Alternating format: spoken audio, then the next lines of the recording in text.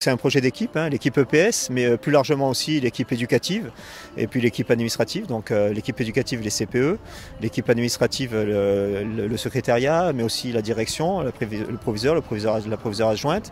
Donc on organise une course qui a un double objectif, à la fois donc, qui est ancré dans un soutien à l'opération ELA, la semaine ELA, la lutte contre les leucodystrophies, hein, les maladies leucodystrophiques, et puis aussi un objectif sportif, donc la présentation d'un cross établissement.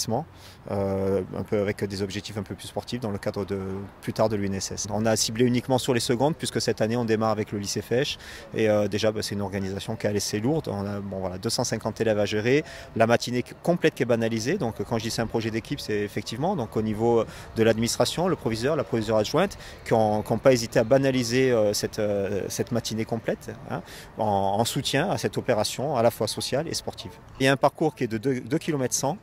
Un tour de lentilles au début ici, nous sommes sur la place Millau, puis après on va se diriger vers la plage du Trottel, un petit parcours dans le sable d'environ 700 mètres et pour avoir un retour ici, avec un arrivée ici, nous avons prévu des médailles, des récompenses et ce qui est intéressant, on est encore là aussi sur du social, on voit pour récompenser à l'individuel les meilleurs classements, les trois premiers comme dans chaque course, mais aussi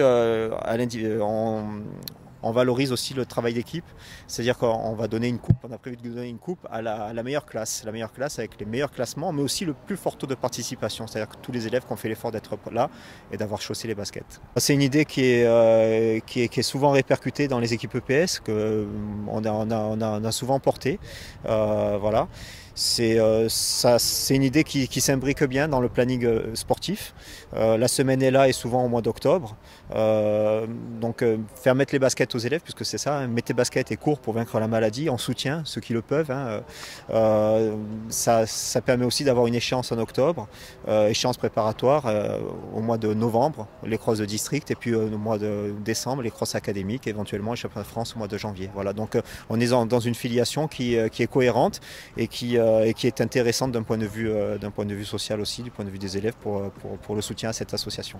Justement, les meilleurs élèves aujourd'hui seront sélectionnés pour un futur cross? Oui, bien sûr, on s'en cache pas. On a aussi cette valence-là, ce côté sportif qu'on renie pas. On a des espérances, hein, comme l'année dernière. Hein, le lycée Fesch a été qualifié, donc a été champion de Corse, champion académique sur l'Académie de Corse et a été qualifié au championnat de France. Donc on espère à nouveau un déplacement de ce type-là.